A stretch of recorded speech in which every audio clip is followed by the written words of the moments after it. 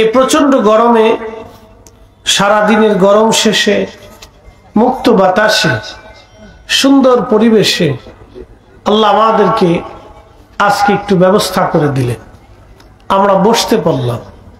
এই জন্য মহান মালিক আল্লাহ সুবহানাহু ওয়া তাআলার আলিশান দরবারে আমরা একসাথে সকলে শুকরিয়া করে বলি আলহামদুলিল্লাহ। বিশেষ করে আল্লাহর দরবার আরো শুকরিয়া করি, যিনি 1,24,000 নবী রাসূল, 313 জন রাসূল, প্রসিদ্ধ 4 জন রাসূল, সব রাসূল এবং নবীগণের যিনি সাইয়্যিদ শিরোতাজ, কঠিন হাসরের মাঠের যিনি মাকামে মাহমুদওয়ালা, সুপারিশ করনেওয়ালা, কঠিন হাসরের মুসিবতের সাথী, আমার প্যারা নবীর উম্মত হিসেবে আল্লাহ আপনাকে আমাকে মঞ্জুর করেছেন। এই জন্য আল্লাহর আলিশান দরবারে আমরা একসাথে সকলে আবারও শুকরিয়া করে বলি আলহামদুলিল্লাহ। আমি কোরআন শরীফ থেকে একটা আয়াত পড়েছি, যাহারাল ফাসাদ ফিল বাররি ওয়াল বাহর। আল্লাহ বলেন জলে এবং স্থলে বিপর্যয় ছড়িয়ে পড়ে, মুসিবত চলে আসে, জলে স্থলে বিপর্যয় ছড়িয়ে পড়ে। কারণ কি? এক কথাটা বলি, শোনো, কথা শোনো। জলে স্থলে আল্লাহ বিপর্যয় ছড়ায় দেয়, মুসিবত ছড়িয়ে পড়ে। এই যে এখন আমাদের প্রচন্ড গরম, একবারে বেশি গরম, সহনীয় থেকে আরো বেশি, যে গরমটা হওয়ার কথা ছিল না, যেটা বেশি পরিমাণে পড়তেছে, এটা আরেকটু শীতল হওয়ার কথা ছিল, কিন্তু গরমটা বেশি কেন? অনেক জায়গায় বৃষ্টিপাতের কোনো আশঙ্কাই নেই। সিলেট অঞ্চলে কিছু কিছু অঞ্চলে বৃষ্টি হচ্ছে, উত্তর দক্ষিণে পর্যাপ্ত পরিমাণে, এমন পরিমাণে গরম যে মানুষের জনজীবন অতিষ্ঠ হয়ে যাচ্ছে। অনেকে প্রচন্ড গরমে হিট স্ট্রোক করতেছে, বলে হিট স্ট্রোক নতুন নতুন রোগ, বুঝতে পারছেন, যার জীবনে কোনোদিন শুনেন নেই। হিট স্ট্রোক, বেশি গরমে স্ট্রোক করতেছে, গরু মরে যেতেছে, জীবনে কোনোদিন শোনেন নাই যে গরু স্ট্রোক করে মারা যায়। এখন গরু, ছাগল, ভেড়া, বকরি, মহিষ এলাও স্ট্রোক করে। এর অর্থ হচ্ছে এগুলি আমাদের দু হাতের রুজি। বলে কারণ কি?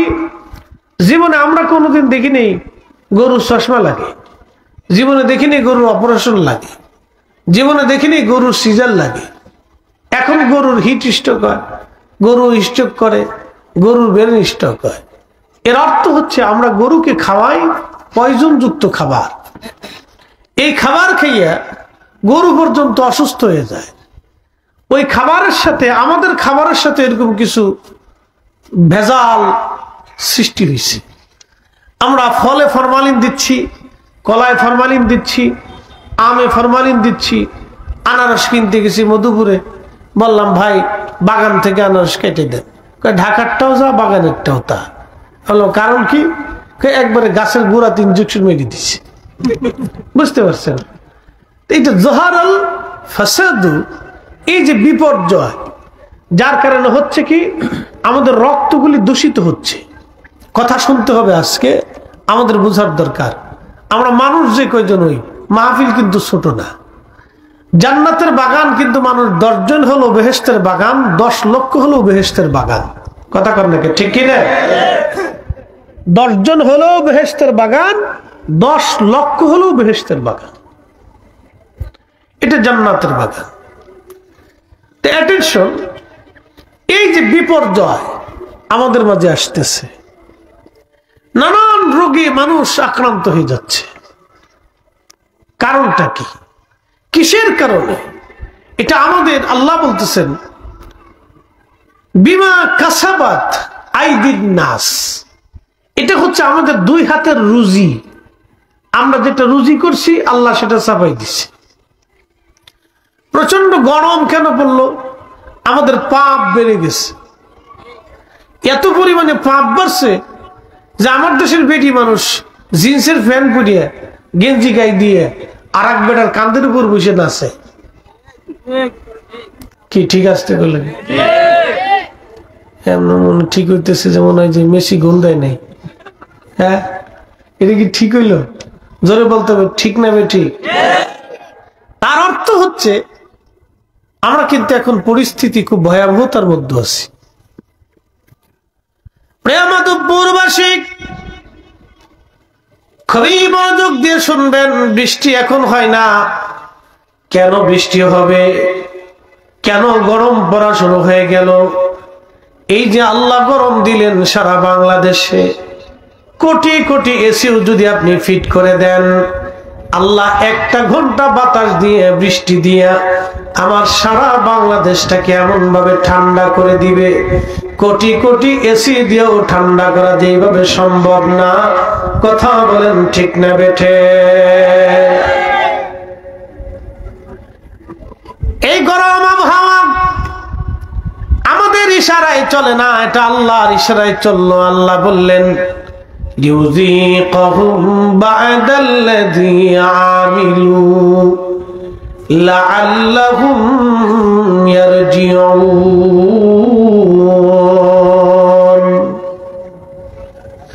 মাধবপুরবাসী, আমার মালিক আমার মাওলা বললেন তোমাদের উপর আমি আপদ চাপাই দিলাম, বিপদ চাপাই দিলাম। এই আমার দিকে তাকাবেন, যে কয়জন মানুষ হই কথা শুনে যাওয়ার দরকার। আমি বেহুদা কথা কখনো সময় নষ্ট করি না। কথা শুনবেন, একবার যদি কোনো ব্যক্তি স্টক করে তার জীবন লাইফ 50% বরবাদ হয়ে গেল। মনোযোগ দিয়ে শুনবেন, স্বাস্থ্য সচেতনতার দরকার। শুধু ওয়াজ শুনে গেলে হবে না। একটা লোক যদি একবার ব্রেন স্টক করে, তার জীবনের 80% শেষ হয়ে গেল, মাত্র 20% তার থাকে। সে সংসারের বোঝা হয়ে যায়, সন্তানদের কাছে বোঝা হয়ে যায়। স্ত্রী যদি থাকে তো বোঝা হয়ে যায়, স্ত্রী থেকে সে বিচ্ছিন্ন হতে থাকে।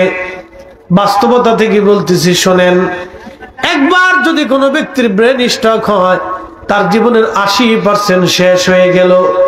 একবার যদি হার্ট স্ট্রোক হয়, তার জীবনের 50% চলে গেল। একবার যদি কারো ডায়াবেটিস হয়ে যায়, তার জীবনের 30% শেষ হয়ে গেল, মাত্র 70% তার থাকবে।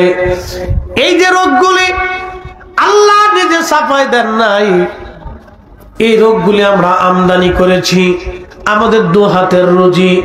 আমরা অন্যায় অপরাধ করার কারণে আল্লাহ এই ধরনের রোগগুলি আমাদের মধ্যে চাপায় দেন, বিপদগুলি আমাদের মাঝে চাপায় দেন। কয়দিন আগে ঢাকাতে একটা কনসার্ট হলো, পাকিস্তানি একজন শিল্পী ঢাকায় কনসার্টে আসলো। আমার দেশের জাহাঙ্গীরনগর, ঢাকা ইউনিভার্সিটি, জগন্নাথ বিশ্ববিদ্যালয়, পাবলিক ইউনিভার্সিটির মেয়েরা জিন্সের প্যান্ট পরে, গেঞ্জি গায়ে দিয়ে পর পুরুষের হাত ধরে অন্য যুবকের কাঁধের উপরে চড়ে আমার দেশের মেয়েরা নাচতে লাগলো, ওই শিল্পীর সাথে গান গাইতে লাগলো। প্রকাশ্য বেহায়া, প্রকাশ্য বেহাপনা যে দেশে হয়, অবশ্যই সেই দেশে আল্লাহর গজব নাজিল হবে।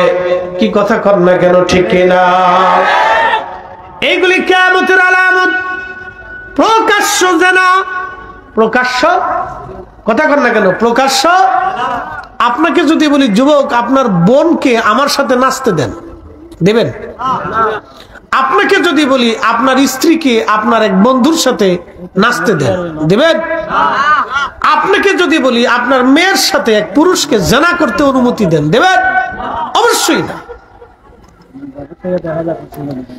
এক সাহাবী রাসূলের খেদমতে এসে বলল, হুজুর, যুবক এসে বলতেছি, ইয়া রাসূলুল্লাহ, আপনি অনুমতি দেন, আমি জানা করতে চাই। হুজুর, আপনি অনুমতি দেন, আমি জানা করব। আল্লাহর নবী ডাক দেয়া বললেন, যুবক রে, তুমি তো জানা করতে চাও, জানা করার আগে আমাকে কয়েকটা প্রশ্নের জবাব তুমি দিয়ে যাও। যুবক বলল, হুজুর বলেন কি প্রশ্ন? আল্লাহর নবী বলেন, যুবক রে বলো, তোমার মায়ের সঙ্গে কেউ জানা করুক, তুমি কি অনুমতি দেবা? যুবক বললেন, না ইয়া রাসূলুল্লাহ, আমার মায়ের সাথে কেউ জানা করুক, জীবন গেলেও আমি অনুমতি দেব না। নবী ডাক দিয়ে বলেন, আল্লাহর হাবিব ডাক দিয়ে বলেন, যুবক, তোমার বোনের সাথে, রক্তের বোনের সাথে, কলিজার টুকরো বোনের সাথে কেউ জিনা করুক, তুমি কি অনুমতি দেবা? যুবক বলল, না ইয়া রাসূলুল্লাহ, কোনো মতেই হতে পারে না। আমি আমার নিজের বোনের সঙ্গে কেউ জিনা করুক আমি অনুমতি দেব না। আল্লাহর নবী বললেন, যুবক, তাহলে আরেকটা প্রশ্নের জবাব দাও, তোমার স্ত্রীর সঙ্গে কেউ জিনা করুক তুমি কি অনুমতি দেবা? যুবক বলল, না ইয়া রাসূলুল্লাহ, আমার বিবির সঙ্গে কেউ জিনা করুক কখনোই আমি অনুমতি দেব না। আল্লাহর নবী বললেন, যুবক, তাহলে বলো, তোমার কলিজার টুকরো মেয়েটার সাথে কেউ যদি জিনা করুক তুমি কি অনুমতি দেবা? যুবক ডাক দিয়ে বলেন, না ইয়া রাসূলুল্লাহ, আমার কলিজার টুকরা মেয়ের সঙ্গে কেউ জিনা করুক এটা অনুমতি আমি কখনোই দেব না। আল্লাহর নবী তখনই ডাক দিয়ে বলেন, যুবক রে, তাহলে তুমি জবাব দাও, তুমি কোন নারীর সঙ্গে জিনা করবা? তুমি তো আমার কাছে জিনার অনুমতির জন্য আসছো। যুবক, তাহলে আজকে বলে যাও, তুমি কোন নারীর সঙ্গে জিনা করতে চাও? সেই নারী কারো মা হবে, না হয় কারো বোন হবে, না হয় কারো স্ত্রী হবে, আর না হয় কারো কন্যা সন্তান, কলিজার টুকরা সন্তান হবে। তুমি বলো, তুমি কোন নারীর সঙ্গে জিনা করবা? আমার দেশের অনেক ছেলেরা নারীদেরকে উত্ত্যক্ত করে রাস্তাঘাটে, কলেজ, ইউনিভার্সিটিতে, মাদ্রাসায়, রাস্তাঘাটে, বিভিন্ন প্রতিষ্ঠানের সামনে, এবং কি তারা মার্কেটে, দোকানপাটে, রাস্তাঘাটে, বাজারঘাটে আমার দেশের নারীদেরকে তারা ইফটিজিং করে, উত্ত্যক্ত করে। এই সমস্ত বহায়া দেখাটা যুবকদেরকে জুতা দিয়ে বাইরিয়ে সমাজ থেকে আলাদা করে দিতে হবে। কষ্ট হইতেছে? কথা বোঝা যায়? যাহা বলতেছি একবারে পারফেক্ট বুঝে যাবে। পৃথিবীতে বিপর্যয় কেন আসে জানেন? আপনি দেখেন তো, পৃথিবীর সবচেয়ে দামি শহরের নাম হচ্ছে দুবাই। ইউরোপ, আমেরিকা পর্যন্ত যে শহরের কাছে ফেল, যার একটা হোটেলে একটা রাত কাটাইতে বাংলাদেশের 30 লক্ষ টাকা লাগে। আমাদের সারা জীবনের অনেকে রুটি রুজি না, এক রাত্রে ঘুমাবে, আনন্দ ফুর্তি করবেন, 30 লক্ষ টাকা। যেই দুবাই শহরে এক রাতে 30 লক্ষ টাকা খরচ করার জন্য আমাদের মিলিনিয়র যারা আছে, কোটি কোটি হাজার কোটি টাকার মালিকরা, রাত্রি যাপনের জন্য, নারী ভোগ করার জন্য এখানে যায়। এই বিরাট বড় শহর থেকে আল্লাহ পানি দিয়ে ডুবাই দিলেন। একসাথে বলবেন আল্লাহু আকবার। মালিক কে? একসাথে বলেন, বলেন, বলেন, কে? এই সর্বময় কর্তৃত্বের মালিক কে? বৃষ্টি দিয়ে আল্লাহ এমন ভাবে ডুবাই দিলেন যে দুবাই সরকারের কিচ্ছু করার নাই, নিরুপায় হয়ে গেল আল্লাহর কাছে। শুধু বৃষ্টি, বেশি কিছু দেন নাই, পাথর ফেলার নাই, খালি বৃষ্টি দিছে। যদি পাথর ফেলাইতেন, পূর্ব জমানার মানুষের মতো, যদি কওমের মতো যদি পাথর ফেলাইতেন, আল্লাহ কি করার ছিল? এই জাতির কিচ্ছু করার ছিল না। আল্লাহর ক্ষমতার কাছে আমরা অসহায়, কিচ্ছু করার নাই। তারপর আমরা প্রতিনিয়ত পাপ করি, প্রতিনিয়ত অন্যায় করি, প্রতিনিয়ত জুলুম করি, প্রতিনিয়ত মানুষের হক নষ্ট করি। প্রেমাদবপুরবাসী খুব মনোযোগ দিয়ে কথাগুলি শুনে যাবেন। হাজিরিন, দুবাই শহর থেকে আমার আল্লাহ পানির নিচে দিয়ে দিলেন, মরুভূমির দেশ, পানিতে ভাসায় নিয়ে যাওয়া হলো। এমন ক্ষমতার মালিক আমার আল্লাহ আমাদের উপর এরকম বিপদ চাপায় দেন। বিরাট বড় টর্নেডো আসে সমুদ্র থেকে। সমুদ্র থেকে তো টর্নেডো আসার কথা না, সমুদ্র থেকে তো বৃষ্টি আসার কথা। এত বড় তুফান কেন আসলো? বাংলাদেশে কয়েকদিন আগে মহেশখালী মাহফিলে গেলাম, মাতার বাড়ি মহেশখালী, কুতুব দিয়ে ঘুমিয়ে আছেন হযরতে মালিক শাহ রহমাতুল্লাহ আলাইহি, আল্লাহর একজন মহান ওলি ঘুমিয়ে আছেন। ওনার জীবনের বহু কারামত সমুদ্রের দ্বীপের ভিতরে একটা স্থানে উনি থাকতেন। হাজার হাজার কারামত উনার জীবনে অনেক বড় জায়েদ আল্লাহর কুতুব ছিলেন। খুব মনোযোগ দিয়ে শুনে যান। 1991 ঝড়, 65 ঝড়ে লক্ষ লক্ষ মানুষ সমুদ্রের পার থেকে আল্লাহ ভাষায় নিয়ে চলে গেল। এলাকার মানুষ বলল, হুজুর এমনও গেছে ফ্যামিলির মধ্যে কেউ বাঁচা নাই, নিশ্চিহ্ন হয়ে গেল। সিডর হয়েছিল। সিডরের ওই বছর আমি মাহফিল করার জন্য ওই আপনার পটুয়াখালী জেলার গলাচিপা থানায় গিয়েছিলাম। লোকেরা বলল, হুজুর এই নদীর ভিতর দিয়ে শুধু মানুষের লাশ ভেসে যেতে দেখেছি।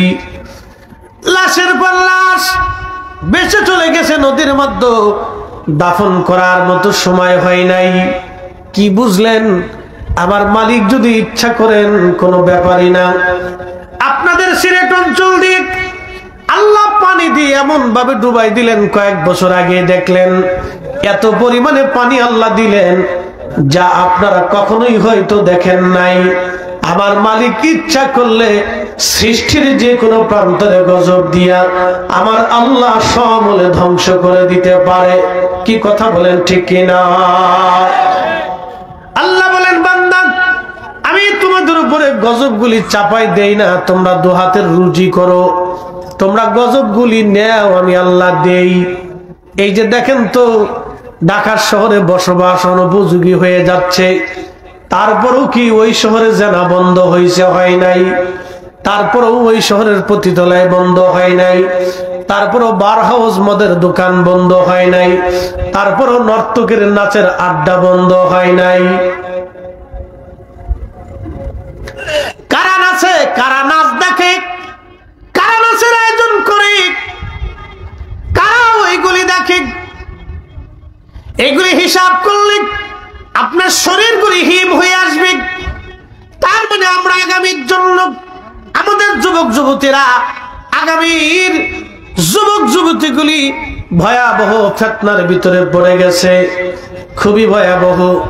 কয়েকদিন আগে একটা ছেলে আমাকে ফোন দিল টাঙ্গাইল থেকে, বলতেছে, হুজুর আমি ট্রান্সজেন্ডার ছিলাম। আমার দিকে তাকান, আমার দিকে তাকাও বাবা। ট্রান্সজেন্ডার, এই আমার দিকে তাকান বাবা, কথা না বলি।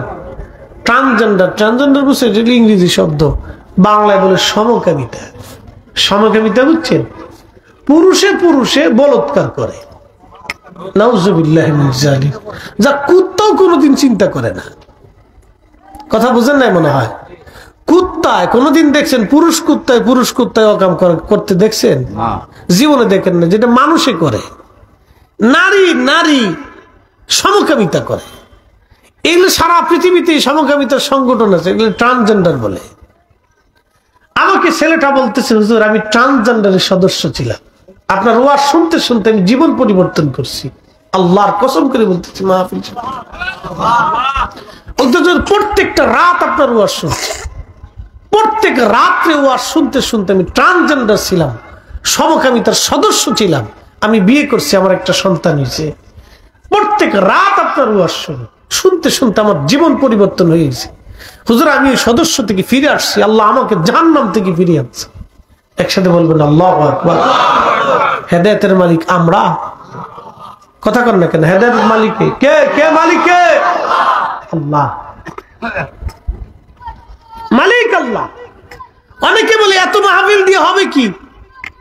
আবার আর এক দল আছে আমাদের দেশে, মিলাদ বন্ধ করে দাও, মিলাদুন নবীর মাহফিল বেদাত, দুয়া বেদাত, ইসালে সওয়াব বেদাত, ফাতিহা বেদাত। এই বেদাত বেদাত করে খালি বন্ধ করার চিন্তা করতেছে। শোনেন, আপনাদেরকে আজকে একটা পরিসংখ্যান দিয়ে যাই।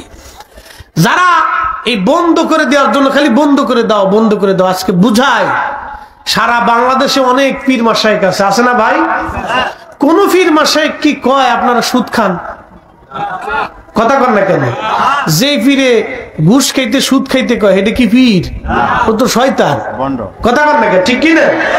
কোন পীরে কি কয় তুমি নামাজ পড়ো না? সব পীরে কয়, সব পীর মাশায়েখরা যারা ভালো, সব পীর মাশায়েখ হক্কানি যারা, তারা সবাই কয় যে তোমরা ভালো কাজ করো। তার মানে যারা পীরের অনুসারী অন্তত হলেও তারা পীরের কাছে যায় হলেও কিছু ভালো কাজ করে। কথা বল নাকি, ঠিক কিনা? তো মানুষের পীরের দরবারে, মাশায়েখদের দরবারে, উলামায়ে কেরামের দপ্তরে, উলামায়ে কেরামের সোহবতে বেশি বেশি যাওয়ার দরকার, বসার দরকার, মাদ্রাসাগুলিতে বসার দরকার, মসজিদে আসার দরকার, এই মাহফিল বেশি বেশি হওয়ার দরকার, ঘরে ঘরে মিলাদ হওয়ার দরকার। এ শোনেন, যদি এগুলি বন্ধ করে দেন তাহলে 5 বছর টাইম দিলাম, আমার দেশের মেয়েরা এই মাধবপুর দিয়ে হাফ প্যান্ট পরে আপনার সামনে দিয়ে হাঁটতে থাকবে, ঘুরতে থাকবে, কিচ্ছুই করার থাকবে না। কথা বলেন ঠিক কিনা? এই জন্য ঘরে ঘরে নবীর মিলাদ দরকার, ঘরে ঘরে কোরআন তেলাওয়াত দরকার, ঘরে ঘরে দোয়া ইসালে সব মাহফিল দরকার। যারা বন্ধ করতে বেদাতের ফতোয়া দিয়ে বন্ধ করতে চায়, এই সব কটা হলো শয়তানের দালাল।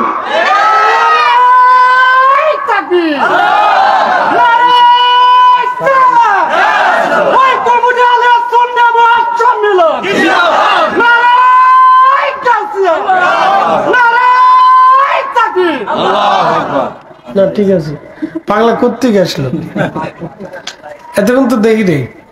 হ্যাঁ ঠিক আছে, আমার কর না,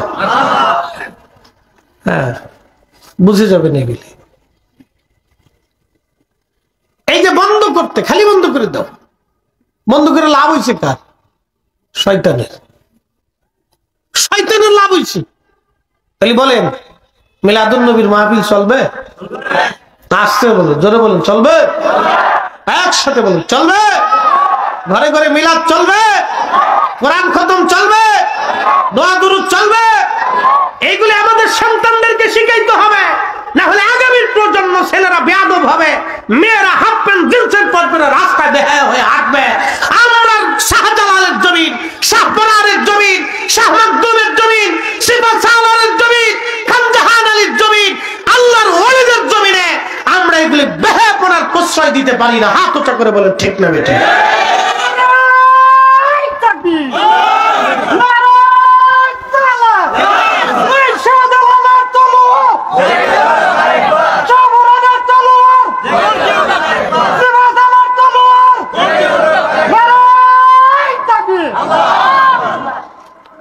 এগুলি আমাদের দেশে ভয়াবহতা সৃষ্টি হচ্ছে। আপনি যদি মাধবপুর স্টেডিয়ামে কনসার্ট দেন, দেখবেন হাজার হাজার যুবতী কনসার্ট শোনার জন্য গেছে। এগুলি আসলো কোত্থেকে? ফিরাইতে পারবেন? আপনি দেন একটা, দিয়ে দেখেন যে কত যুবতী আসে, খালি দিয়ে দেখেন। সাইতে গুজে জিন্সের প্যান্ট পরে, গেঞ্জি গায়ে দিয়ে, আইটে সেটে মাজার ভিতরে বেল্ট লাগে, কতগুলি আসে, খালি দেখেন। কোথার থেকে আসে? আসবে। এর অর্থ হচ্ছে আমরা ডিমোশনের দিকে যাচ্ছি। এটা আমাদের দুহাতের রুজি হচ্ছে। যত দিন যাবে আমাদের পরবর্তী নেক্সট জেনারেশন ভয়াবহতার দিকে চলে যাচ্ছে। প্রিয় মাধবপুরবাসী মনোযোগ দেন, কঠিনতর ভয়াবহতার দিকে আমরা ফিরে চলে যাচ্ছি। এই জন্য আমার মালিক মাঝে মধ্যে গজবগুলি চাপাই দিবি।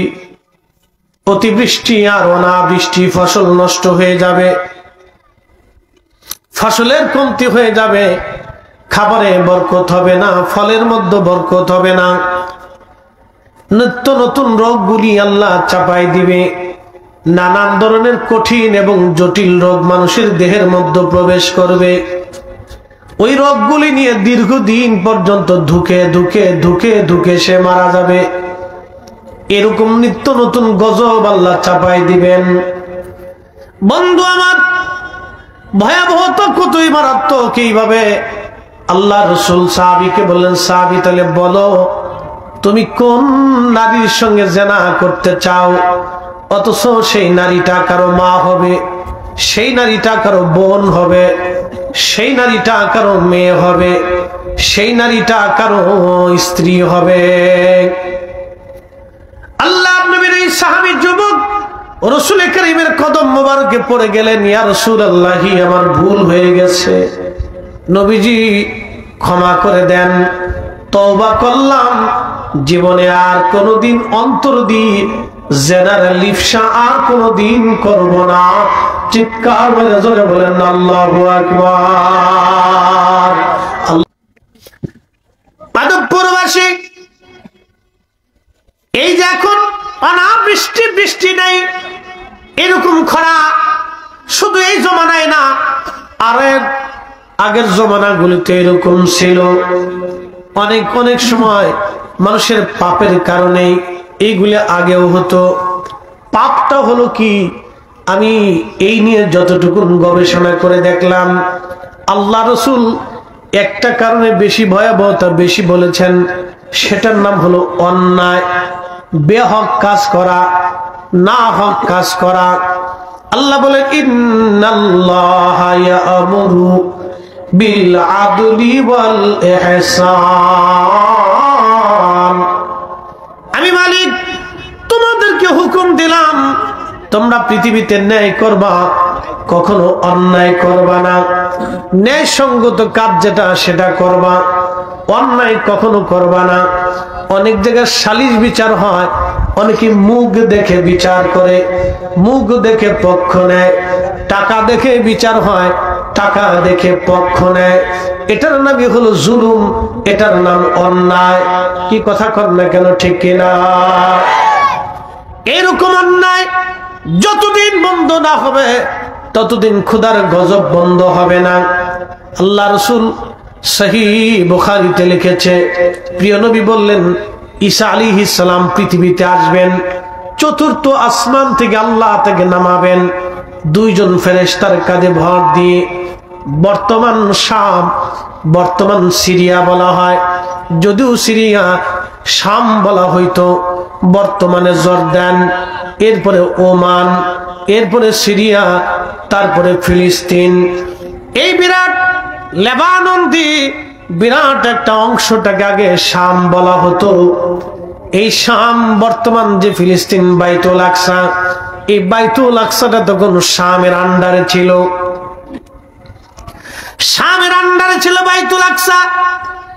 এই শামে একটা সাদা মসজিদ হবে, এই সাদা মসজিদের সাদা মিনারা, এই মিনারার উপরে হযরত ঈসা আলাইহিস সালাতু ওয়াস সালামকে আল্লাহ আসমান থেকে দুই ফেরেশতার কাঁধে ভর দিয়ে নামাবেন। তিনি আল্লাহ তাআলা দুনিয়াতে নামানোর পরে ওইখান থেকে সরাসরি ঈসা আলাইহিস সালাম বাইতুল্লাহ শরীফে আসবেন। ইমাম মাহদী আলাইহিস সালাতু ওয়াস সালাম, যিনি সরাসরি হাসানি ওয়াল হুসাইনি হবেন। হাসানি ওয়াল হুসাইনি সরাসরি আল্লাহর হাবিবের রক্ত হবেন তিনি। ফাতেমার রক্ত, হাসানি হুসাইনি সরাসরি রক্ত হবেন তিনি। 40 বছর বয়স পর্যন্ত দুনিয়ার কোন মাদ্রাসায় মক্তবে কোন ব্যক্তির কাছে তিনি একটা অক্ষর শিখবেন না। 40 বছর ধরে তিনি মরুদ্যানে, মরুভূমির ভিতরে বেদুইন পল্লীর মধ্যে বেড়ে উঠবেন। 40 বছর পর্যন্ত তিনি উট, দুম্বা, ছাগল, ভেড়া চড়াইতে থাকবেন। মরুভূমির পাহাড়ে পাহাড়ে, মরু উদ্যানগুলিতে উট, দুম্বা, ভেড়াগুলি তিনি চড়াইতে থাকবেন। তিনি হযরতে ইমাম মাহদী আলাইহিস সালাতু ওয়াস সালাম 40 বছর পরে এক রাত্রি বেলা আমার আল্লাহ তার পবিত্র কাল মুবারকের ভিতরে আমার আল্লাহ এক রাত্রি বেলায় আমার আল্লাহ ইমাম মাহদীর কালবের ভিতরে আমার মালিক আমার আল্লাহ সমস্ত বিদ্যা আমার আল্লাহ তার কালবে ঢুকাই দিবে। একবার জোরে বলা যাবে কি আল্লাহু আকবার? না না, এখান থেকে কিছু শিখার আছে, নবী চিনার আছে, বুঝে যান। এক রাত্রে সমস্ত ইলমগুলি আল্লাহ তার কালবের মধ্যে ঢেলে দিবে। একসাথে জোরে বলবেন আল্লাহু আকবার। আজকে ওরা কারা আমার রাসূলের ইলম নিয়ে প্রশ্ন তোলে?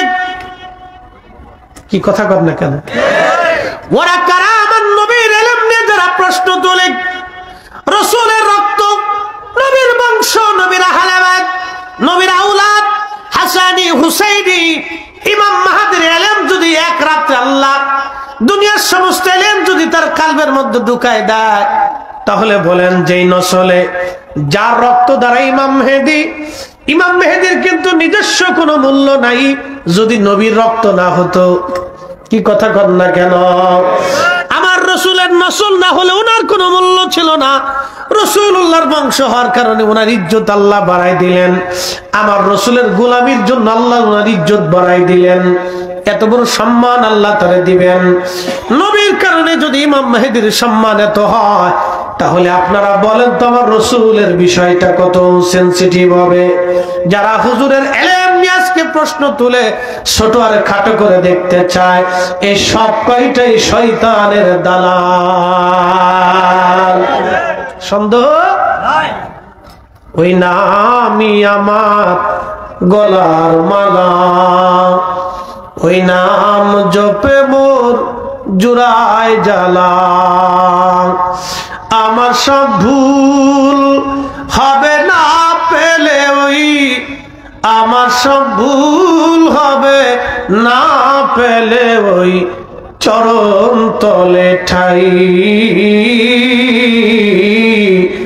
ওই নামের মাঝে কি যেন এক শান্তি খুঁজে পাই। হযরত ইমাম মাহদী বাইতুল্লাহ শরীফে অপেক্ষা করবেন। ঈসা আলাইহিস সালাতু ওয়াস সালাম সুদূর শাম থেকে বাইতুল আকসা থেকে সরাসরি বাইতুল্লাহ এসে চলে আসবেন। ইমাম মাহদী আলাইহিস সালাম বলবেন, হুজুর আজকে আপনি ইমামতি করেন, নামাজ পড়ান। হযরত ঈসা আলাইহিস সালাম ডাক দিয়ে বলেন, মাহদী এই উম্মতের পিছনে আমি নামাজ পড়ার জন্য আসছি, নামাজ পড়াইতে আসি নাই। আজকে আপনি নামাজ পড়াবেন। আমি ঈসা যদিও নবী ছিলাম, কিন্তু আখিরি নবীর উম্মত হয়ে দুনিয়াতে আসছি। মাহদী আপনি নিজে নামাজ পড়ান, আজকে আমি ঈসা রুহুল্লাহ আপনার পিছনে নামাজ আদায় করব। চিৎকার মেরে জোরে বলেন আল্লাহু আকবার। এই নবীর উম্মতের এত দাম। হযরত ঈসা রুহুল্লাহ আলাইহিস সালামের মতো জলিল কদর রাসূল এবং নবী এই উম্মত হয়ে আসার পরেও তিনি হযরত ইমাম মাহদী আলাইহিস সালামের পিছনে নামাজ আদায় করবে। এই জন্য কোরআন কর্তৃক আল্লাহ আমাদের সম্মান দিয়ে দিয়ে আল্লাহ বলেন, কুনতুম খায়রা উম্মাতিন উখরিজাত লিন-নাস তা'মুরুনা বিল মা'রুফি ওয়া তানহাউনা আনিল মুনকার। আল্লাহ বললেন, ও আমার আখিরি নবীর উম্মতেরা, আমার হাবিবের উম্মতেরা, তোমরা শুনে দাও, সর্বশ্রেষ্ঠ জাতি তোমাদেরকে বানাইলাম আদম শফিউল্লাহ থেকে ঈসা রুহুল্লাহ আলাইহিস সালাতু ওয়াস সালাম পর্যন্ত যত নবী রাসূল গত হয়ে গেল, সবার উম্মত থেকে তোমাদের শ্রেষ্ঠত্ব দিলাম, মর্যাদা দিলাম। ওই নবীর কারণে আমাদের আল্লাহ এত বড় মর্যাদা দিলেন, ওই রাসূলের কারণে আল্লাহ এত বড় দাম আল্লাহ আমাদেরকে দিলেন। সিন্নি খাইলাম, মোল্লা চিনলাম না, রাসূলের কারণে এত মর্যাদা আল্লাহ আমাদেরকে দিলেন। বড় আফসোস হলো সত্য, নবী চিনতে পারলাম না।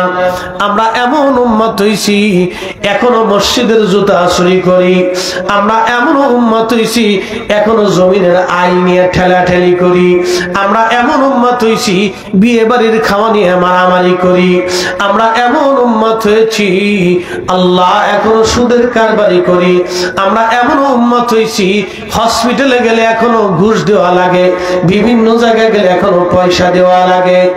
আমরা এমন উম্মত হয়েছি হারাম না খাইলে আমাদের পেটের ভাত হজম হয় না, মিথ্যা না বললে আমাদের ঘুম হয় না। আমরা এমন উম্মত হয়েছি উম্মতের কিছু করতে পারি নাই, উম্মত উম্মতের মতো হতে হবে। কথা বলেন ঠিক কিনা? ঈসা আলাইহিস সালামের পিছনে ইমাম মাহদী আলাইহিস সালাতু ওয়াস সালামের পিছনে ঈসা আলাইহিস সালাম ইক্তেদা করবে।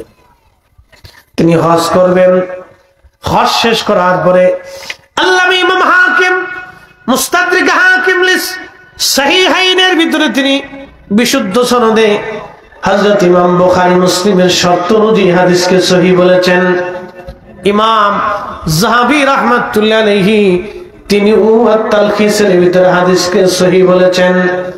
আল্লাহর নবী বললেন, ঈসা রুহুল্লাহ মক্কাতুল মুকাররমায় হজ শেষ করার পরে তিনি সরাসরি আমি নবী রওজা মুবারকে আসবে, এসে আমি নবীকে সালাম দিবে, আর আমি রাসূল তার সালামের জবাব দিয়ে দিব। জোরে বলা যাবে আল্লাহু আকবার। প্রিয় নবীজি রওজা শরীফ থেকে সালামের জবাব দিবে, লক্ষ লক্ষ মুসলমান সেই দিন সালামের জবাব শুনবে। আমার রাসূল রওজা মুবারক থেকে সালাম দিবে, অথচ দুর্ভাগ্য হতভাগ্য উম্মত, আমার দেশে একদল যারা 8 টাকার তারাবি বানাইলো, ওরা দেখেন ওই সৌদিপন্থী আর ওই কি বলে মধ্যপ্রাচ্যপন্থী, দেখবেন শুধু তাই না, ওরা ইসরায়েলের বিরুদ্ধে কোনো কথা বলে না। ওরা আমার দেশে এসে 8 টাকার তারাবির নামাজ বানানোর জন্য, দেখেন মধ্যপ্রাচ্যের একটা দেশ ইরান যখন ইসরায়েলের উপর আক্রমণ করলো, তখন জর্দান আর সৌদি আরব আর সংযুক্ত আরব আমিরাত ইসরায়েলের সাহায্য করলো। তার মানে 75 বছর ধরে লক্ষ লক্ষ ফিলিস্তিনিদের রক্তের সাথে ওরা বেঈমানি করেছে। ওদের দেশের মৌলবীরা আমার দেশে এসে 8 টাকার তারাবি বানাইতে চায়। শাহজালালের দেশে, শাহপরানের দেশে, 360 আউলিয়ার দেশে আমরা সুন্নি মুসলমান থাকতে কখনোই মানব না। কথা বলে ঠিক কিনা? ফিলিস্তিনের মুসলমানের রক্তের সাথে, ফিলিস্তিনের শহীদদের রক্তের সাথে গাদ্দারি করেছে। প্রিয় উপস্থিতি, ফিলিস্তিনি বাচ্চাদের ঘর নাই, বাড়ি ঘরগুলি বিরান করে দেওয়া হয়েছে। এমন ফ্যামিলি 40 জন 35 জন ফ্যামিলির সবাই শহীদ, একটা বাচ্চা বেঁচে আছে। জিজ্ঞেস করা হলো তুমি কেমন? বলে আলহামদুলিল্লাহ। বলে তোমার কি ডর হয় না? বলে হাসবুনাল্লাহু নি'মাল ওয়াকিল নি'মাল মাওলা ওয়া নি'মান নাসির। চিন্তা করেন, আমার দেশের ছেলেরা যখন সিনেমার গান গায়, তখন ফিলিস্তিনের বাচ্চারা হাসবুনাল্লাহু নি'মাল ওয়াকিল বলে সাংবাদিকদের জবাব দিয়ে দেয়। আমার দেশের বাচ্চারা যখন ওই কি বলে হাট্টিমা টিম টিম, তারা মাঠে ভরে ডিম, তাদের ঘোড়ার 2টো ডিম, এই ঘোড়ার ডিমের কবিতা যখন ওরা শিখে, তখন আমার দেশের ফিলিস্তিনের মুসলমান বাচ্চারা তখন জিহাদের ময়দানের শাহাদাতের সুঘ্রাণ তারা শিখে। কি কথা বলেন না কেন? ঠিক কিনা? আমার দেশের মেয়েরা যখন অর্ধলঙ্গ হয়ে ঢাকা ইউনিভার্সিটি, বিভিন্ন বিশ্ববিদ্যালয়, পাবলিক ইউনিভার্সিটি অথবা ইউনিভার্সিটি অন্য বলেন, আমার দেশের মেয়েরা জিন্সের প্যান্ট পরে শার্ট গায়ে দিয়ে যখন পাকিস্তানি ইন্ডিয়ান শিল্পী এনে নাচানাচি করে, তারা লাফালাফি করে, তখন ফিলিস্তিনের নারীরা হিজাব আর বুরকা পরিহিত অবস্থায় এই বাতিল মিথ্যা ইসরায়েল দখলদারের বিরুদ্ধে তখন তারা জিহাদ করে। তাহলে তারাও নারী, এরাও নারী, রাত দিন ডিফারেন্স।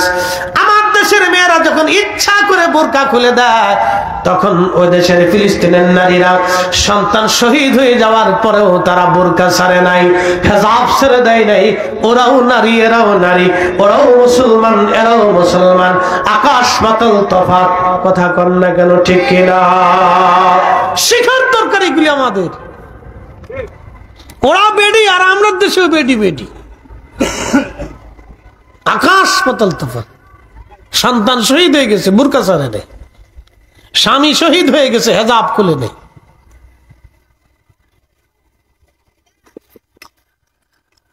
প্রেমাদবপুরবাসী, এজন্য ওই জমিন আল্লাহ ঈসা আলাইহিস সালামকে আকাশ থেকে নামাবে। একসাথে বলবেন আল্লাহু আকবার। ওই জমিনটা আল্লাহর মকবুল কেন বুঝে দিতে হবে।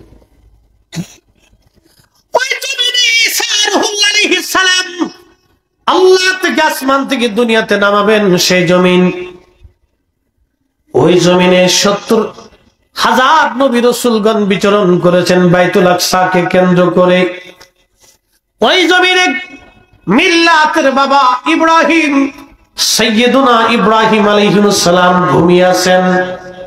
ওই জমিনে হযরত আম্মা জান সারা, হাজরার মতো মহিয়সী নারীরা ঘুমিয়ে গেছেন। তাদের রক্তধারা এখনো সেই মানুষদের মধ্যে প্রবাহিত আছে, যার কারণে তারা মিথ্যার কাছে মাথা নত করে নাই। ফিলিস্তিনের একটা বাচ্চার উত্তর শুনলে আপনার মাথা নষ্ট হয়ে যাবে। কালকে ভিডিওতে দেখলাম একটা যুবক হাসতেছে। বলে হাসেন কেন? বলে এই খুশিতে হাসি, আমার ফ্যামিলির ভিতরে আমি ছাড়া আর কেউ বেঁচে নেই, সবাই আল্লাহ রাস্তায় শহীদ হয়ে গেছে, তারা জান্নাতে চলে গেছে, এই জন্য আমি খুশিতে আসতেছি। চিৎকার মেরে একসাথে বলেন না ইয়া রাসূলুল্লাহ।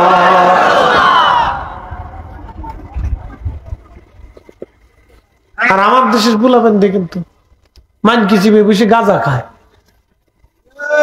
কথা কর না, মান কি চিপে বসে গাঁজা টানতেছে, বিড়ি টানতেছে, যুবক। ইস,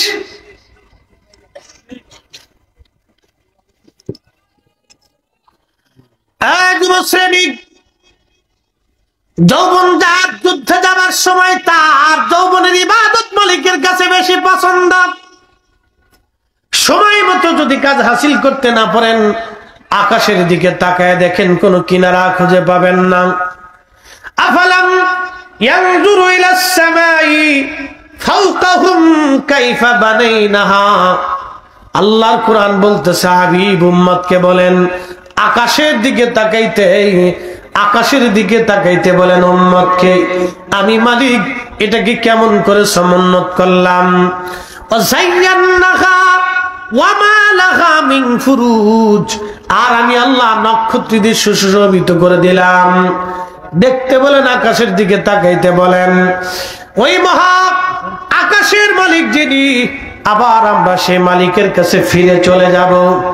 ও নাস্তিকবাদী যারা আছে তারা বলে যে খোদা দেখি না সেই খোদা মানি না। নাস্তিকদের যুক্তি খুব সূক্ষ্ম এবং খুবই মারাত্মক।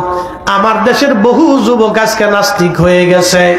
আপনি কল্পনা করতে পারবেন আমার দেশের ছেলেরা মেয়েরা সমকামী সদস্য হয়ে যাচ্ছে। ছি ছি ছি ছি, কত পৈশাসী পিচাস, আন্দা গান্দা পাচা কাজ, যা সমাজে না চলে, রাষ্ট্রে না চলে, ব্যক্তিগত পর্যায়ে না চলে, এর চেয়ে পিছাসী কাজ, নাপাকি কাজ পৃথিবীতে কি হতে পারে, যা কুত্তা বিলাই শিয়াল হাঁস মুরগি গরু ছাগল পর্যন্ত কল্পনা করে না। বাবা টাকার জন্য সন্তানকে ভালো চিকিৎসা দিতে পারে না, বহু সন্তান টাকার জন্য বাবাকে ভালো ডাক্তার দেখাইতে পারে না, ঢুকে ঢুকে বাবা মরে যাচ্ছে। অথচ ট্রান্সজেন্ডার, সমকামিতা, এই হাবি জাবি, এই সমস্ত বেহায়াপনা প্রতিষ্ঠিত করার জন্য দিন এমনি যাবে না। আমাদের যার যার অবস্থান থেকে তাকে সতর্ক হতে হবে। বলেন তো, একটা ছেলে প্রত্যেক দিন যদি গাঁজা খায়, নেশা করে, বাবা খায়, তো খাই কি করবে? পারমাণবিক বিজ্ঞানী হবে, বড় ডক্টর হবে? তোর জীবনটা কি হইল? তেজপাতা, তেজপাতা তো কাজে লাগে। কি কথা কন দেখা, তেজপাতা কি কাজে লাগে না? এটা বিরাট কাজে লাগে। যাদের কাশির ব্যারাম আছে, তেজপাতারে আগুন ছিপাইয়া বিড়ির সিস্টেম বানায়, বিড়ি খেতে বলতেছি না, সাবধান, বিড়ির সিস্টেম বানায়, এটার ভিতরে আগুন লাগে, টাইনে ধোঁয়া যদি বুকের ভিতরে দিতে পারেন তাহলে কিছুটা হলে উপকার হয়। বুঝতে পারছেন? এটা একটা চিকিৎসা পদ্ধতি, উপকার হয়। তো তেজপাতাও তো কাজে লাগে। তো যেই ছেলে নেশা করে ওর জীবনটা তো বরবাদ, ওর কিচ্ছু নেই। ও দুনিয়াও হারাইছে, আখিরাতও হারাইছে। ও দুনিয়াও নাই, আখিরাতও নাই। ও দুনিয়াও নাই, ওর আখিরাতও নাই। ওই অবস্থায় যদি মারা যায় তো হারাম খাইতে গিতে মারা গেল। শুয়োরের পায়খানা, কুত্তার পায়খানা খেয়ে মরলে যা হবে, ওই নেশা করে মরলে তা হবে। কি কথা কর না কেন? কুত্তার বিষ্ঠা চিনেননি আপনারা? কুত্তার বিষ্ঠা, কুত্তা খাওয়ার পরে যেটা বমি করে ফেলে, যেটাকে বলে বিষ্ঠা, এটা যেমন পচা, গান্ধা, নাপাক, নেশাদ্রব্য এরকম নাপাক। এই কুত্তার বিষ্ঠা শরীরে গেলে যেমন শরীরের রক্ত নষ্ট হবে, গোশত নাপাক হয়ে যাবে, পুরা শরীরের ভিতরটা পয়জন হয়ে যাবে, ওই নেশার দ্রব্য শরীর ঢুকলে এরকম শরীর পয়জন হয়ে যায়। আল্লাহর হাবিব বলেছেন, এই শরীর কখনো বেহেশতের যাওয়া তো দূরের কথা, ঘ্রাণ পর্যন্ত পাবে না। অথচ 500 বছরের দূরত্ব থেকে জান্নাতের ঘ্রাণ পাওয়া যাবে। একসাথে বলা যাবে আল্লাহু আকবার। যুবকদেরকে বলবো, সাবধান। কোন বন্ধু যদি আপনাকে নেশার দিকে নিতে চায়, তাহলে বুঝবেন পৃথিবীতে সবচেয়ে বড় দুশ্মন ওইটা। তাই কথা কর না কেন, জোরে বলেন। কোন বন্ধু যদি আপনাকে নেশার দিকে নিতে চায়, আপনি সারা জীবন এটা পরিসংখ্যান মনে রাখবেন, জীবন ছেলে খেলা না, এটা একটা জীবন। জীবন আল্লাহ প্রদত্ত জিনিস, এটা আল্লাহ আপনাকে দিয়েছেন। জানেন আল্লাহ কত সুন্দর করে আপনাকে মায়ের কোলে বানিয়েছেন, রেহেমের ভিতরে কত যত্ন করে আল্লাহ বানাইছেন জানেন আপনি? কত যত্ন করেছেন আল্লাহ। একটু পানি থেকে রাব বলেছেন ওবাদা খালকাল ইনসানি মিন তুরাব, আমি মানুষের সৃষ্টির সূচনা করছি মাটি থেকে। এরপরে আল্লাহ বলছেন সুম্মা জাআলা নাসলাহু, আমি তার নসলকে বংশকে বৃদ্ধি করেছি মিন সুলালাতিন মিন মাইন মাহিন, পুরুষের নির্গত পানি, মায়ের নির্গত পানি মায়ের বক্ষ থেকে আসে, বাবার পৃষ্ঠদেশ থেকে একত্রিত হয়ে মায়ের রেহেমের ভিতরে বিকরারিম মাকিন, আল্লাহ বলছেন এক নিরাপদ আধারে মায়ের রেহেমের ভিতরে আল্লাহ এটাকে যত্ন করতে লাগলেন। 40 দিন পর্যন্ত ওই পানিটা আল্লাহ মায়ের রেহেমের ভিতরে রিফাইন করতে লাগলেন। একসাথে বলা যাবে আল্লাহু আকবার? না না, আরো জোরে বলেন আল্লাহু আকবার। প্রথম কতদিন? 40 দিন পর্যন্ত আল্লাহ মায়ের রেহেমের ভিতরে ওই পানিটাকে আল্লাহ রিফাইন করতে থাকে।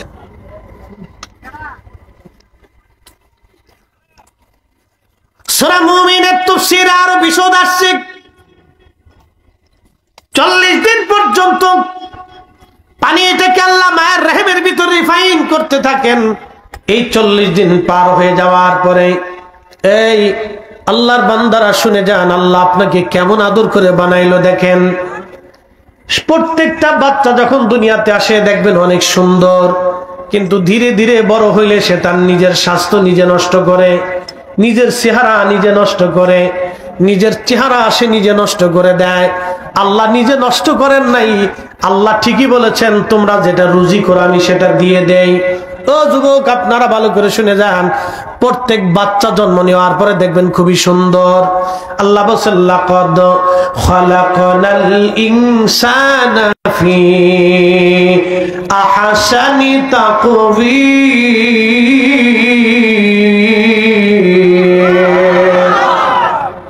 তুমি রহমান তুমি মেহেরবান, বলেন তুমি রহমান তুমি মেহেরবান।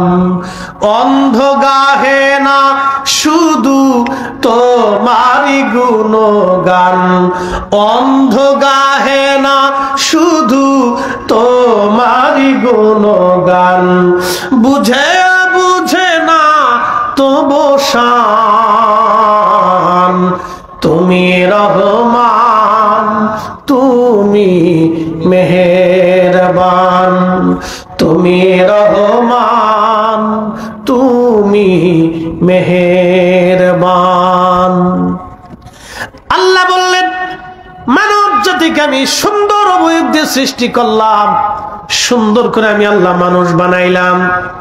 দেখেন প্রত্যেকটা শিশু জন্ম নেওয়ার পরে দেখবেন তাকে খুব সুন্দর দেখা যায়, খুব সুন্দর মোলায়েম, তার নখগুলি সুন্দর, চোখগুলি সুন্দর, ঠোঁটগুলি সুন্দর, চেহারা খুবই সুন্দর, তার স্বাস্থ্যগুলি সুন্দর, পাগুলি সুন্দর, সুন্দর করে আল্লাহ দুনিয়াতে বানায়। বড় হয়ে যাওয়ার পরে আপনার চেহারা নষ্ট হলো কেন? নষ্ট হওয়ার তো কথা না। আপনারা আলেমদের দিকে তাকায় দেখেন, আলেমদের চেহারার দিকে তাকালে নূর চমকায়। কি জন্য জানেন? 1 নম্বর 5 ওয়াক্ত নামাজ, 2 নম্বর 5 ওয়াক্ত ওযু। ওযু আর নামাজে দিলগুলি যারা ফ্রেশ রাখে তাদের চেহারার ভিতরে আল্লাহ নূর দিয়ে দেয়। একবার জোরে বলা যাবে কি মারহাবা? আল্লাহ রাসূলের সুন্নত মোতাবেক আপনি খাবার খান, সুন্নত মোতাবেক চলেন, আপনার চেহারা নষ্ট হবে না, স্বাস্থ্য নষ্ট হবে না, সৌন্দর্য নষ্ট হবে না। আলতা সোনু পাউডার, ওই যে আপনার কি বলে ছেলের মেয়েদের জন্য ফেয়ার অ্যান্ড লাভলি আর বহুত কিছু আছে, আর ছেলেদের জন্য হ্যান্ডসাম, খালি মাইকতেছে। এই রে বাপরে বাপ, বেডিরা তো প্রতিনিয়ত ভ্যানিটি ব্যাগের ভিতরে আয়না রাখে, আবার কি ঘোরার ডিমেন্ট মাঝে মধ্যে, হ্যাঁ লিপস্টিক এটা রাখে। কলেজ ভার্সিটি গেলে বলে ভ্যানিটি ব্যাগের ভিতরে এটা রাখে দেয়, মাঝে মধ্যে লাগাচ্ছে। এগুলি দিয়ে সুন্দর হওয়া যায়? এটা সুন্দর হতে হলে আল্লাহ প্রদত্ত রাসূল কারীমের সুন্নতে আসতে হবে। তোমাকে নবীর সুন্নতের ভিতরে আসো, রাসূলের চরিত্রের ভিতরে তুমি চলে আসো, নামাজে চলে আসো, সিজদাতে চলে যাও। আমার মালিক তোমার চেহারাকে নূরানি বানায় দিবে।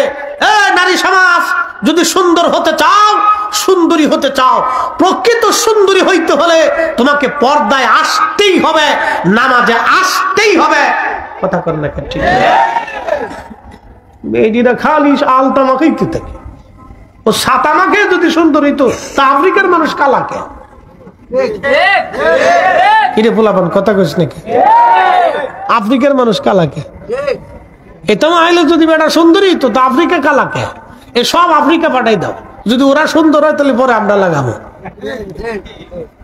ও কিয়ামত পর্যন্ত ডলবে, কিন্তু কাজ হবে না। শোনেন, সৌন্দর্যটা আল্লাহ প্রদত্ত জিনিস। আফ্রিকার কিছু মানুষ দেখবেন কালো, দেখবেন কিছু নামাজি আছে কালো, কিন্তু চেহারার ভিতরে নূর চমকায়। আল্লাহ বান্দাকে সুন্দর করে বানাইছে। এই বান্দা দুনিয়াতে আসার পরে ওই অকাম সকাম করে নিজেরা নষ্ট করে দিছে। আল্লাহ অসুন্দর বানান নাই। একটা বাচ্চার চেহারার দিকে তাকাবেন, আপনার সন্তান যদি আসে, নাতি যদি আসে, ভাই যদি হয়, ভাগিনা যদি হয়, ভাতিজা যদি হয়, দেখবেন ওর হাত, আঙ্গুল, চোখ, কান, নাক, ঠোঁট কত সুন্দর করে আল্লাহ বানাইছে। কি চমৎকার আল্লাহ রিফাইন করছে ওরে, কি সুন্দর। আল্লাহু আকবার। এই জন্য বাচ্চা দেখলে মানুষ চুমা দেয়, আদর করে। আর বাচ্চা দেখলে যে আদর করে না, আল্লাহ রাসূল বলছে আমার উম্মতের দলভুক্ত না, ওটা শয়তান। বাচ্চা দেখলে আদর করতে হবে, সে যার বাচ্চা হোক আদর করবে, চুমা দিবে। আর এতিম হলে তার মাথায় হাত বুলাই দিবেন, তাকে সাহায্য করবেন। আর পকেট থেকে মাল লয়ে যায় না। অনেক চাচা আছে এতিম ভাতিজার টাকা জমি বুঝাই দেয় না। কি কথা কর না কেন? এগুলো সমাজের কীট, সার পোকা, উই পোকা, তেলা পোকা। কথা কর না কেন? এগুলো নীরব জুলুম। এই সমস্ত জুলুমের জন্য আকাশ থেকে বৃষ্টি হয় না।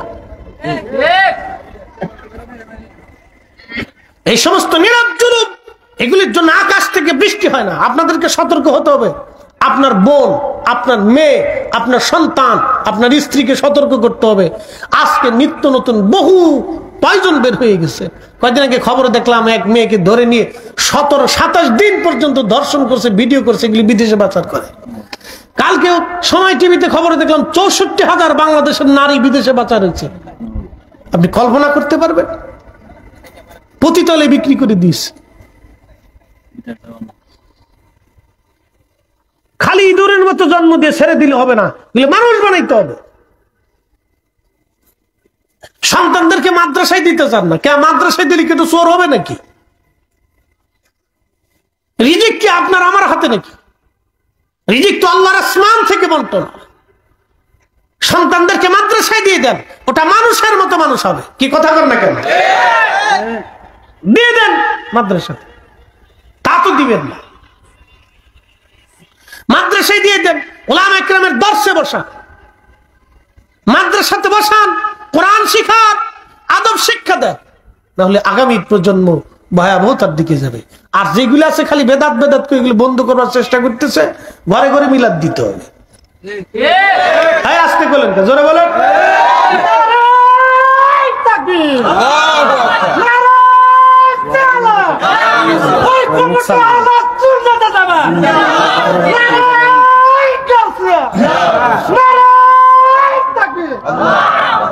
আবার এমন জায়গা দিয়ে না যেটা দোয়া মানে না।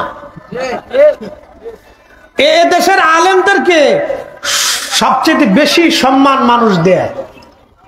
আপনাদের বাড়ির ভালো খাবারটা আমাদের জন্য বরাদ্দ করে, কথা কিন্তু একটা চুল পরিমাণ মিথ্যা না। আপনার বাড়ির ভালো ডিম, ভালো মাছ, ভালো সবজিটা আমাদের জন্য বরাদ্দ হয়। কোন ছেলে যদি কোনো বাড়িতে লজিং থাকে তো ওই মহিলা চিন্তা করে, ওই মাটা চিন্তা করে যে আমার ছেলেরা খাক বা না খাক, এই ছেলেটা আমার বাড়িতে খেয়ে আলেম হচ্ছে, মাদ্রাসায় পড়ে, তো বাড়ির ভালো ডিমটা আলাদা করে ওই মাটা ওই ছেলেটার জন্য রেখে দেয়, যদিও পরের ছেলে, কিন্তু ওই ডিমটা, ওই মাছের টুকরাটা, একটু সবজিটা, ভালো তরকারিটা ওর জন্য আলাদা রাখে। কেন রাখে জানেন? যে ছেলেটা বড় হলে আমার জন্য দোয়া করবো, আলেম হবে। ছেলে এমন এক মাদ্রাসায় পড়ছে, দোয়াই মানে না। ডিমও শেষ, মাছও শেষ, তরকারিও শেষ।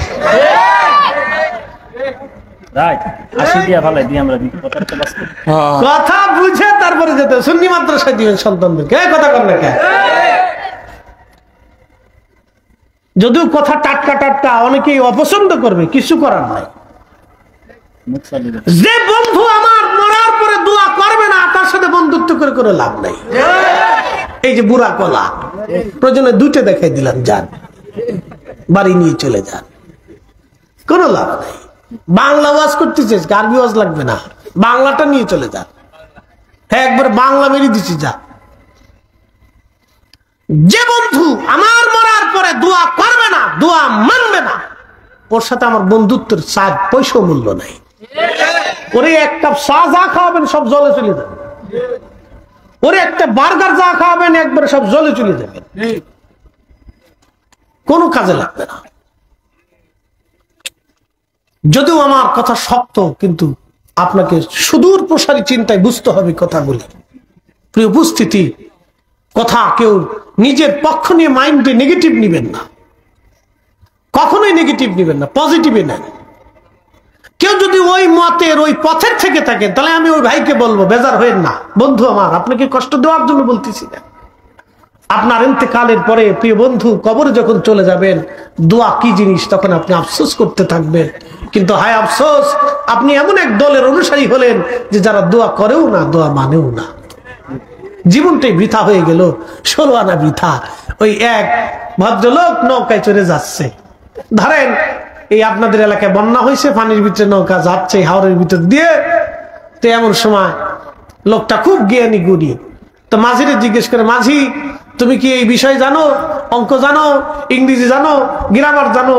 মাঝি কয়, না আমি তো এগুলি কিছু জানি না, পড়াশোনা করি না। তো বেটা কয়, তোমার জীবনের এই 16 আনার 14 আনাই বৃথা চলে গেল, খালি মাঝিগিরি করলা, মানুষই পার করলা, কোনো বিদ্যা শিখলে না। কিছুক্ষণ পরে আকাশে মেঘ হইয়ে তুফান উঠে আইছে, আর মাঝি জিগায়, আল্লাহর বান্দা ভদ্রলোক সাঁতার জানেন? কয়, না তা তো জানি না। কয়, আপনার জীবনে 16 আনার 16 আনাই শেষ, 16 আনার 16 আনা শেষ। তো বন্ধু নেগেটিভ নিয়ে আমার উপর বেজার হয়েন না। দুয়া যদি বন্ধু না মানবে, দুয়া যে না করবে, আহলে সুন্নাত ওয়াল জামাত যে না মানবে, এদের সাথে খাতির রেখে কোনো লাভ নাই।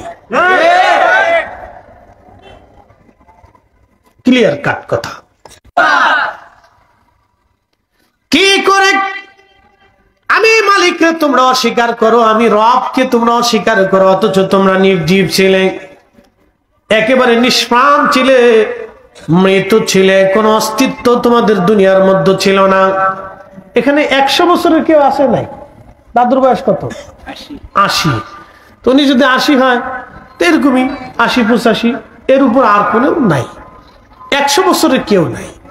তার অর্থ হচ্ছে 100 বছর আগে আমরা এখানে যারা উপস্থিত, 100 বছর আগে পৃথিবীতে আমাদের কোনো কর্তৃত্ব ছিল না, আমাদের উপস্থিতিও ছিল না, আমাদের কিছুই ছিল না।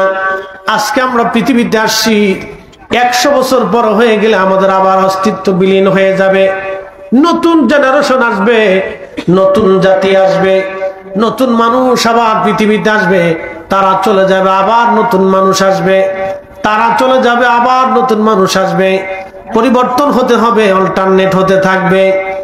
কিন্তু এই যে আজকে কোরআনের আইন, কোরআনের বাণী, আজানের শব্দ, আমার রাসূলের গোলামি, আগেও ছিল, এখনো আছে, আগামীতেও চলতে থাকবে। আজানের ধ্বনি কখনোই বন্ধ হবে না। কি কথা কর না কেন, ঠিক কিনা?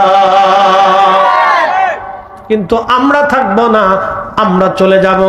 100 বছর আগে যারা ছিলেন তারা আজ দুনিয়াতে নাই, তারা সবাই কবরের বাসিন্দা হয়ে গেছেন, কবরের বাসিন্দা হয়ে গেছেন। 40 দিন পর্যন্ত মায়ের রহমের ভিতরে আমার আল্লাহ রাব্বুল আলামিন ওই পানিটাকে রিফাইন করার পরে 40 দিন পরে যায় সেটা রক্তের পিণ্ড হয়ে যায়, রক্তের টুকরা হয়ে যায়। ওই রক্ত টুকরাটাকে আমার আল্লাহ আরো 40 দিন পর্যন্ত মায়ের পেটের মধ্যে আল্লাহ রিফাইন করতে থাকেন, রহমের ভিতরে আমার আল্লাহ রিফাইন করতে থাকেন। ওই 40 দিন চলে যাওয়ার পরে 80 দিন হলো, এই পেটের ভিতরে একটা রূপ নেয়। ঠিক তখনই আমার আল্লাহ রাব্বুল আলামিন জিবরাইল আলাইহিস সালাতু ওয়াস সালামকে দিয়া রূহের জগৎ থেকে আমাদের আসল ইঞ্জিন, রুহু নামক ইঞ্জিনটা এনে ওই মায়ের রেহেমের ভিতরে আমার আল্লাহ রুহু নামক ইঞ্জিনটা দিয়ে দেন। যখন রুহু ফুকায় দেন তখন আল্লাহ জিব্রাইলকে বললেন, জিব্রাইল আমার এই বান্দার 4টে বিষয় তুমি নির্ধারিত করে দাও আমি আল্লাহর পক্ষ থেকে। 1 নাম্বার, এ বান্দার হায়াত, সে কতদিন দুনিয়াতে বাঁচবে আমি আল্লাহর পক্ষ থেকে সেটা নির্ধারণ করে দাও। আমি আল্লাহর পক্ষ থেকে নির্দিষ্ট করে দাও। 60 নাম আমেরিকা, আর একটা দেশের নাম রাশিয়া। বর্তমান পৃথিবীর 2টা দেশ বড় সুপ্রিম পাওয়ার, একবারে অস্ত্র এবং অর্থনৈতিকভাবে তারা সুপ্রিম পাওয়ার। 2টা দেশের যারা রাষ্ট্রপতি থাকেন একবারে নিশ্চিন্ত নিরাপত্তা, গোয়েন্দা ডিভিশন দিয়া, সেনাবাহিনী দিয়ে তাদের ডিভিশন নিরাপত্তা দেওয়া হয়। তারা যখন রাশিয়া যদি আমেরিকা হামলা করে অথবা আমেরিকা যদি রাশিয়া হামলা করে তখন ওনার দেশে যাওয়ার সময় হাতে নাই। এই বাংলাদেশ থেকে ব্রিফকেসটা খুলিয়া উনি তখনই এই বাংলাদেশে বসে বসে তিনি নির্দেশনা দিবেন। এটা এমন এক পাওয়ারফুল ব্রিফকেস যেটা নেটওয়ার্ক লাগে না, মেশিন লাগে না, চার্জ লাগে না। ওইখানে বসে বসে উনি নির্দেশনা যা দিবেন, আমেরিকায় বসে বসে সেনাপ্রধান এবং রাষ্ট্রীয় প্রধানরা সেই নির্দেশনা অনুযায়ী কাজ করবেন। আমেরিকা অথবা রুশিয়ার প্রেসিডেন্ট যদি এইখানে বসে তিনি পারমাণবিক হামলার নির্দেশনা দেন, তাহলে আমেরিকায় বসে বসে অথবা রাশিয়ায় বসে বসে তাদের সেনাবাহিনীরা সুইচগুলি টিপে টিপে দিবে, আর হাজার হাজার ক্ষেপণাস্ত্র, হাজার হাজার এই বোমারু বিমানগুলি তারা পারমাণবিক বোমা নিয়ে একটা আর একটা দেশের উপরে মারতে শুরু হয়ে যাবে। সারা পৃথিবীতে পারমাণবিক যুদ্ধ শুরু হয়ে যাবে। খুব মনোযোগ দিয়ে কিন্তু একটা প্রশ্ন করে জবাব দিয়ে যাবেন। তাদের এত বড় নিরাপত্তা, আপনারা বলেন তো এই আজরাইল থেকে নিরাপত্তা দেওয়ার কোনো ব্যবস্থা আছে? 1 নম্বর হায়াত, কত সময় পর্যন্ত ফরিদি সাহেব বেঁচে থাকবে আল্লাহ কর্তৃক নির্ধারিত। কত সময় পর্যন্ত আপনি বেঁচে থাকবেন আল্লাহ কর্তৃক নির্ধারিত। 1 সেকেন্ড আগেও না পরেও না, সময় আসার সাথে দুনিয়াতে আর থাকার কোনো সুযোগ নাই, কোনো রাস্তা নেই। বুঝে আপনাকে বাড়ি যেতে হবে, এখান থেকে শিখে যেতে হবে। ওয়াজ কোনো বিনোদন না, ওয়াজ হচ্ছে এখান থেকে শিখে যাওয়ার একটা জায়গা, বুঝে যাওয়ার জায়গা। আপনাদেরকে দাওয়াত করে এনে বুঝানো হয়, কারণ কি জানেন, আপনারা আমরা শয়তানের পাল্লায় পড়িয়ে মাঝে মধ্যে আল্লাহ থেকে জুদা হয়ে যাই, রসুলের গোলামি থেকে দূরে সরে যাই। এই নসিহত শুনলে তখন আমাদের দিলগুলি ওইদিকে রুজু হয়ে যায়, ফিরে যায়। এই জন্য যত বেশি সম্ভব তত নসিহত চালু করতে হবে। কথা কর্মকে ঠিক কিনা? এগুলি বেশি বেশি দরকার। কিন্তু ব্রাহ্মণবাড়ি একটু ভিন্ন রকম, ওয়াজও বেশি হয়, ঝগড়াও বেশি হয়। কি জ্বালার দেশ আল্লাহ জানে। ওয়াজও বেশি, ঝগড়াও বেশি। গ্রামে গ্রামে ওয়াজ হইতেছে কিন্তু আবার ঝগড়াও বেশি, বিরাট বড় ঝগড়া, ঝগড়া শেষ নেই। আল্লাহু আকবার। বহুদিন পরে আজকে এরকম একটা সুন্দর বাতাস পেলাম, মাশাআল্লাহ। সকলে বলেন আলহামদুলিল্লাহ। তো 4টে জিনিস আল্লাহ কর্তৃক বান্দার জন্য নির্ধারিত। প্রথম নাম্বার কি? হায়াত। জোরে বলেন, প্রথম নাম্বার কি? হায়াত। শেষ হয়ে গেলে দুনিয়াতে থাকার আর সুযোগ আছে? কোনো সুযোগ নেই। আল্লামা ইমাম আহমদ ইবনে হাম্বল কিতাবুজ জুহুদের মধ্যে একটা ঘটনা লিখছেন। সুলাইমান আলাইহিস সালামের তো বিরাট বড় রাজদরবার, যেটা বর্তমান ফিলিস্তিন। এই ফিলিস্তিন ছিল ওনার রাজধানী বাইতুল আকসা। এটা সুলাইমান আলাইহিস সালামের রাজধানী ছিল। এখানে ওনার বিরাট বড় বড় আলিশান প্রাসাদ ছিল, কিন্তু আজকে নাই। অনেক বড় বিরাট বড় আলিশান প্রাসাদ ছিল সুলাইমান আলাইহিস সালামের, কিন্তু আজকে নাই। তিনি একটা রাজ দরবারের ভিতরে বসে রয়েছেন। তো আজরাইল আলাইহিস সালাম ওনার সাথে মাঝে মধ্যে যে দেখা সাক্ষাৎ করতেন। সুবহানাল্লাহ বলা যাবে? মার্কিন প্রেসিডেন্টের সাথে আজরাইল দেখা সাক্ষাৎ করে নাকি কোন? হ্যাঁ হ্যাঁ, দেখেন আল্লাহ পৃথিবীতে 2 জনকে রাজত্ব দিয়েছিলেন মুসলমান, সারা পৃথিবীর রাজত্ব। একজন বাদশা জুলকারনাইন আর একজন হযরত সুলাইমান আলাইহিস সালাম। মুসলিমদের ভিতরে 2 জনকে তাম পৃথিবীর প্রত্যেক ইঞ্চি মাটির বাদশাহী দিয়েছিলেন। এত বড় বাচ্চা আর দুনিয়াতে হইতো না। সুলাইমান আলাইহিস সালামের রাজত্ব ছিল একটু ভিন্ন রকম। ওনার একটা তখ্ত ছিল, তখ্ত, সিংহাসন। এটি এতটুকু না, তাফসীরের মধ্যে আছে ওনার তখ্তটা ছিল এত বড় যে এই তক্তের ভিতরে লক্ষ লক্ষ সৈন্য নিতেন, অস্ত্র শস্ত্র নিতেন, ঘোড়া গাদা হাতি দুম্বা উট ভেড়াগুলি নিয়ে উনি এই তক্তের মধ্যে বসে বাতাসটা বলতেন উড়ে নিয়ে চলো। যেখানে যাইতেন, যেই দেশে নামতে বলতেন সেই দেশে তক্তরে ওনার নিয়ে নামাই দিত। আর একসাথে বলবেন আল্লাহু আকবার। তেলও লাগতো না, মোবাইলও লাগতো না, কিছু লাগতো না। কারণ আমরা গাড়ি তেল ছাড়া চলে না, তেল না হলে ঠেলতে হয়। আবার ইঞ্জিনে ডিস্টার্ব দিলে জীবনে কত গাড়ি ঠেলছি মনে নেই, বহুত ঠেলছি জীবনে। প্রথমে 100 গাড়ি কিনছিলাম, নষ্ট গাড়ি, ঘোড়ার ডিম, বহুত ঠেলা লাগছে। ড্রাইভার কয়ে হুজুর একটু ঠেলেন, যা আর কি করার আছে ঠেলছি, ঠেলাও লাগছে। কি আজরাইল আলাইহিস সালাম খুব তীক্ষ্ণ নজরে তাকাই রইছে। সুলাইমান আলাইহিস সালাম রক্ষা করতেছিলেন যে আজরাইল ওই যুবকের দিকে তীক্ষ্ণ নজরে তাকাই রইছে, কারণটা কি? আজরাইল আলাইহিস সালাম চলে গেলেন। হঠাৎ করে ছেলেটা বলতেছে, হুজুর আমাকে এই মুহূর্তে হিন্দুস্তানে পাঠাই দেন, হিন্দে পাঠাই দেন। হিন্দ তখন ভারতের নাম ছিল হিন্দ। এই মুহূর্তে আমাকে হিন্দে পাঠাই দেন। কোথায়? বাইতুল আকসা, কোথায়? হিন্দ। হাজার হাজার মাইল দূরত্ব। সুলাইমান আলাইহিস সালামের বাতাসের গতিবেগ এত বিরাট ছিল, ওই মুহূর্তে তিনি বাতাসকে বলেন এক্ষুনি এই যুবককে হিন্দে পাঠাই দেবা। বাতাস উঠিয়ে নিয়ে হিন্দের মধ্য থেকে রেখে চলে গেল।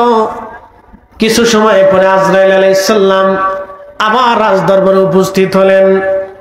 সুলাইমান আলাইহিস সালাম জিজ্ঞেস করলেন, আজরাইল একটা বিষয়ে বুঝলাম না, দয়া করে। এই যুবকটা আপনার রাজ দরবারে বসে আছে, কিন্তু তার মৃত্যুর পরোয়ানা লেখা আছে হিন্দে।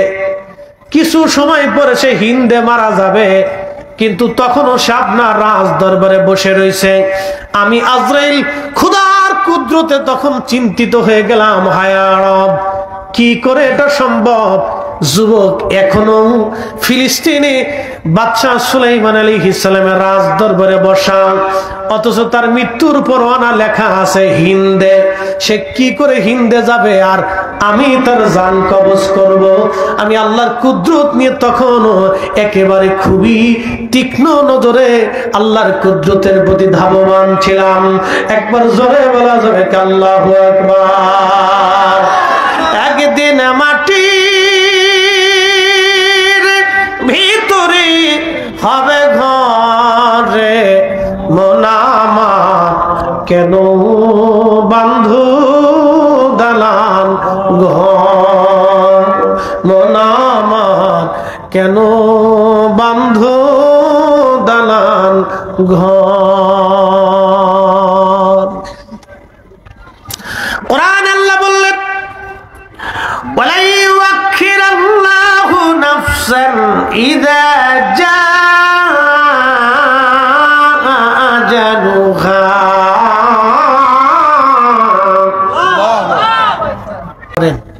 ভাই বোনে ঝগড়া করেন, স্বাস্থ্য ভাই বোন, খালাতো ভাই বোন, আত্মীয় স্বজনরা যারা ঝগড়া করেন তারা শিখে যান। পিঁপড়ারা একটা আরেকটারে কামড় দিয়ে ধরে, আরেকটা ঠ্যাং বা পা চাপ দিয়ে ধরিয়ে এই পানির ভিতরে কয়েকশো পিঁপড়া একসাথে একটা জড়াই ধরে পানির উপর ভাসতে থাকে। ওরা জানে যদি আমরা এই সময় বিশৃঙ্খল হয়ে যাই, আলাদা হয়ে যাই, জুদা হয়ে যাই, তাহলে আমরা এই বন্যায় ধ্বংস হয়ে যাব। এই জন্য ওরা একসাথে বেঁচে থাকে, পানির উপর ওরা ভাসতে থাকে। তা আমরা পীর আমাদের জারদা, সুন্নিয়ত আমাদের সবার, আমরা একসাথে এরকম পিঁপড়াদের মতো লেগে থাকবো। কথা বলেন ঠিক না বেটে? এই কথাটা মনে রাখতে হবে, লেগে থাকতে হবে, একসাথে কাজ করতে।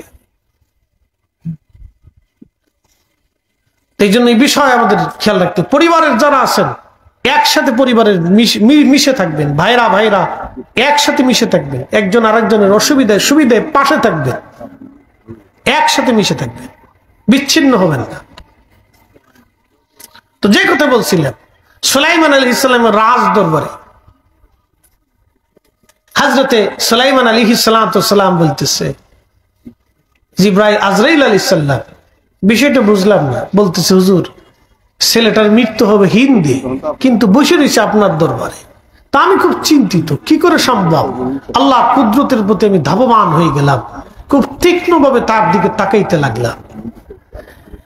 হাজরতে আজরাইল ডাক দিয়ে বলতেছে, হুজুর শোনেন গো, কিছু সময় পরে আমি চলে যাওয়ার পরে আপনি থেকে বাতাসের সাহায্যে হিন্দে পাঠাই দিলেন। আমি কিছু সময় আগে তার জান কবজ করে খোদার দরবারে পৌঁছাই দিয়া আমি আপনার দরবারে আবার এসে হাজির হলাম। একবার জোরে বলা যাবে কি আল্লাহু আকবার। কোরআন বলতেছে, কুল ইন্নাল মাউতাল্লাযী তাফিরুনা মিনহু ফাইন্নাহু মুলাকিকুম। আল্লাহ বলেন, হাবিব উম্মতকে বলে দেন, মৃত্যু থেকে তারা যতই পালাক না কেন, মরণ থেকে তারা যতই পালাক না কেন, আমার দেশে যারা হাজার হাজার কোটি টাকা চুরি করিয়া সুইস ব্যাংকে পাচার করে দেয়, ওই বেগম পাড়ায় যারা বাড়ি বানায়, ওরা চিন্তা করলো আমরা মৃত্যু থেকে বেঁচে থাকবো। বড় বড় ডাক্তার দেখানোর জন্য তারা লন্ডনে যায়, সিঙ্গাপুরে যায়, ইন্ডিয়ার বড় বড় ডাক্তার দেখায়। একটু কাশি হলেও তারা ইন্ডিয়ার ডাক্তার দেখায়, একটু জ্বর হলেও তারা লন্ডন যায় ডাক্তার দেখায়। আপনারা বলেন, যত বড় ডাক্তার দেখাক না কেন, মরণ থেকে পালানোর কোনো রাস্তা নাই। কি কথা কর না কেন, ঠিক কিনা?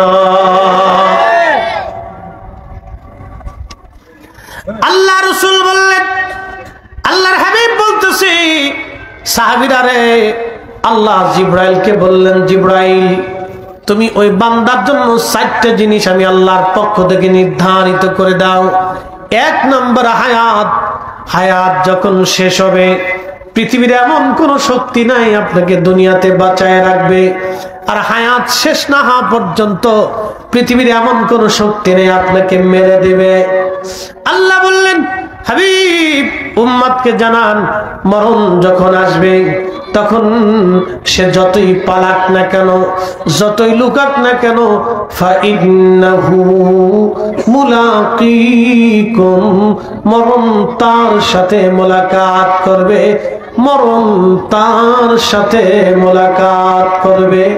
মরণ তার সাথে মোলাকাত করবে। চিৎকার মেরে জোরে বলেন আল্লাহু আকবার।